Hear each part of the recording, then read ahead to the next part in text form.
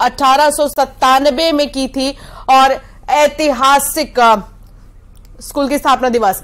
इस बीच एक बड़ी खबर आपको बता दें कि 5वीं लिस्ट बीजेपी ने जारी कर दिया है और इसी के साथ कई बड़े चेहरे इसमें नजर आ रहे हैं। तो किसके टिकट कटे हैं ये भी आपको बता रहे हैं। देखिए, यशोधरा राजे सिंधिया का टिकट कट गया है। हालांकि स्वास्थ्य कारणों की वजह से यशोधरा राजे सिंधिया का टिकट कटा है। मेहगांव से राकेश शुक्ला को टिकट दिया गया है। 5वीं लिस्ट में 92 उम्मीदवारों के नामों को शामिल किया गया है। इंदौर 3 से आकाश विजयवर्गीय का टिकट कटा है और साथ ही मंत्री ओपीएस भदौरिया का टिकट कटा है। सुमित लगातार मेरे सहयोगी जुड़े हैं। सुमित, इस बार बहुत से चेहरों को हम नहीं देखेंगे और इस बार बहुत से नए चेहरे हैं जो बीजेपी के लिस्ट में शामिल किए गए।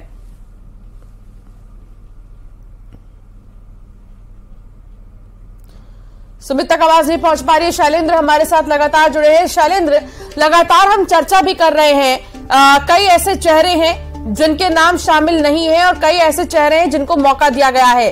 लेकिन हमने देखा कि जब कांग्रेस की तरफ से लिस्ट जारी की गई तो विरोध की आग हर तरफ देखने को मिल रही है। बीजेपी में भी क्या जिन नेताओं के टिकट काटे गए हैं उनकी तरफ से किसी तरह के विरोध की बातें अब तक सामने आई हैं?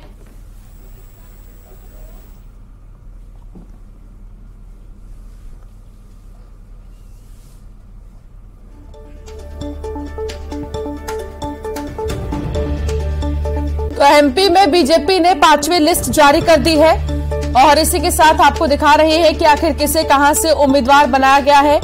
बीजेपी ने 92 प्रत्याशियों के नामों की सूचना जारी की है। मध्य प्रदेश में बीजेपी ने 92 कैंडिडेट्स की 5वीं लिस्ट जारी कर दी और इस लिस्ट में मौजूदा 67 विधायकों में से 37 को फिर से मौका दिया गया है, जबकि 3 मंत्रियों समेत 29 विधायकों के टिकट काटे गए हैं। इंदौर 3 सीट से कैलाश विजयवर्गीय के विधायक बेटे आकाश का टिकट काट दिया गया है और बीजेपी अब बिल्कुल निश्चित तौर पर बीजेपी की 5वीं सूची है। कई विधायकों के टिकट कट गए हैं, कई विधायकों को टिकट नहीं मिला है और ये बताता है कि सर्वे के आधार पर ही बीजेपी ने इस बार अपने प्रत्याशी मैदान में उतारे हैं। सर्वे हुआ था, जिस तरीके से बीजेपी पार्टी के वरिष्ठ नेता लगातार कह रहे थे कि पार्टी सर्वे करा रही है और सर्वे के आधार पर ही पार्टी टिकट देगी। कई विधायकों को चुनावी मैदान में बीजेपी ने नहीं उतारा है। साफ संदेश है कि अगर आप अपने विधानसभा क्षेत्र में काम नहीं करेंगे तो आपको टिकट नहीं मिलेगा। लगातार बीजेपी यही बात कहती आई है कि विकास के नाम पर ही बीजेपी वोट मांगेगी, विकास के नाम पर ही बीजेपी चुनावी मैदान में उतरने वाली है और वो इसकी झलक, विकास के नाम की झलक इस सूची में भी हमें नजर आई है, क्योंकि बीजेपी ने 228 प्रत्याशियों के नाम जारी कर दिए हैं। 2 सीट बची है, गुना विदिशा, वहां पर भी जल्दी नाम जारी हो जाएंगे। शैलेंद्र हमारे साथ जुड़े हुए हैं। शैलेंद्र, कई विधायकों के टिकट काट देना, कई मंत्रियों को टिकट ना देना, ये बता रहा है कि पार्टी सर्वे के आधार पर ही विधानसभा चुनाव में जाने वाली है। पार्टी ने सर्वे कराया था, प्रत्याशियों के ऐलान सर्वे के आधार पर ही हुए हैं। 228 प्रत्याशियों का ऐलान। शैलेंद्र, बिल्कुल, देखिए 3 मंत्री समेत 29 विधायकों के टिकट कटे हैं।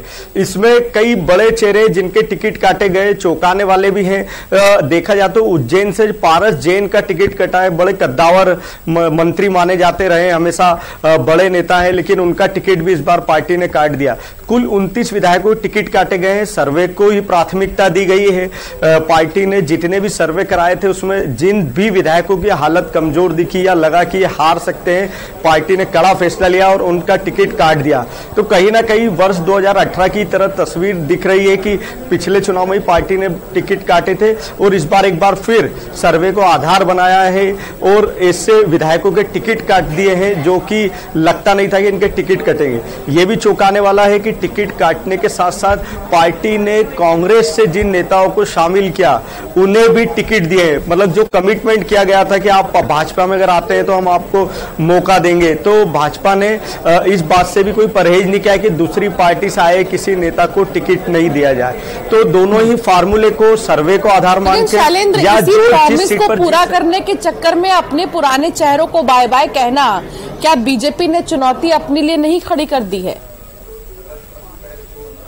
देखिए, एक बात बड़ी साफ है, भाजपा ने कहा जो जिताऊ हो उसे ही टिकट मिलेगा, यानी जीतने वाला उम्मीदवार कोई भी हो, वो किसी भी पार्टी का, अगर वो भाजपा में आता लग रहा है कि वो जीत सकता है तो उसे टिकट देने में कोई परहेज नहीं किया गया।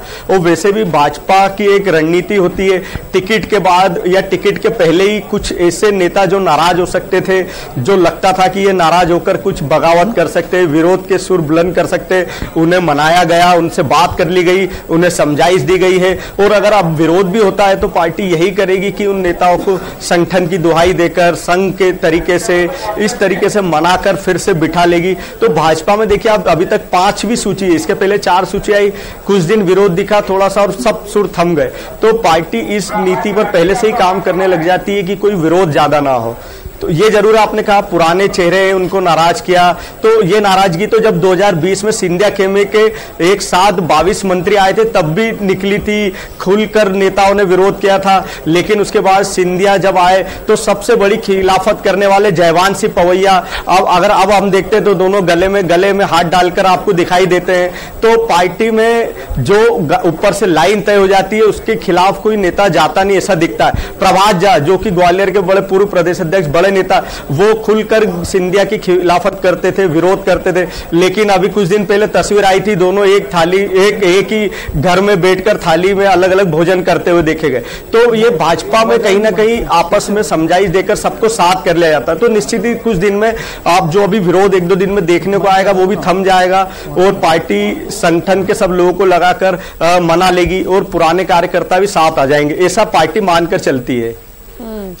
शैलेंद्र, एक चीज और ये भी है कि आज तक हमने देखा है कि कांग्रेस के ही लिस्ट में परिवारवाद और तमाम चीजें आरोप बीजेपी लगाते रही है, लेकिन इस बार बीजेपी ने अपने रिश्तेदारों का भी तो बहुत ख्याल रखा है।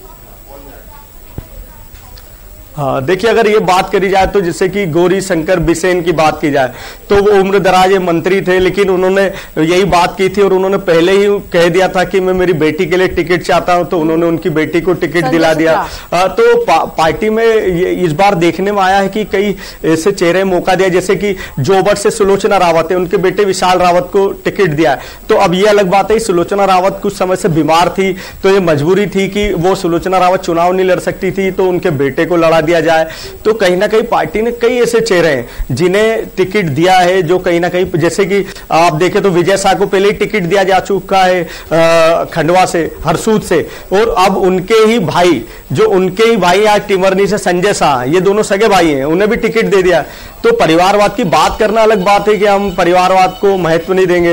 ये जरूर है कि बड़ा चेहरा कैलाश विर्गी है, तो एक मैसेज दे दिया कि हमने उनके बेटे आकाश का टिकट काट दिया है। हाँ। तो कहीं ना कहीं पार्टी एक लाइन पर बात करती है कि हम परिवारवाद के खिलाफ हैं, स्पष्ट है, लेकिन कई चेहरे ऐसे हैं जो कि जिन्हें टिकट दिया गया है वो कहीं ना कहीं आपस में रिश्तेदार है। देखा जाए तो मध्य से ध्रुव नारायण सिंह है,